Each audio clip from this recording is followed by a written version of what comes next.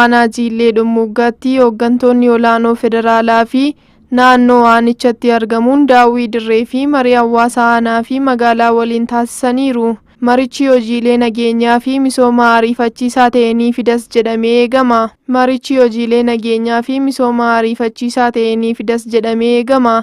Hooggantoonni kunniinis ministeera jallisii fi naannawaa gammoojjii Dr. Abrahaam Balay, ministeera qonnaa obbo Addisuu Araggaa, ministeera bishaanii fi anniisaa Dr. Injiinar Habtaamuu Ittafaa, itti aanaa pirezidaantii mootummaa naannoo Amaaraa fi itti gaafatamaa qindeessaa kilaastera baadiyyaa Dr. Darasaa Iluu fi bulchaan bulchiinsa sablammii Oromoo obbo Ahmed Alii fi hooggantoonni biroon daawwannicha irratti argamanii jiru.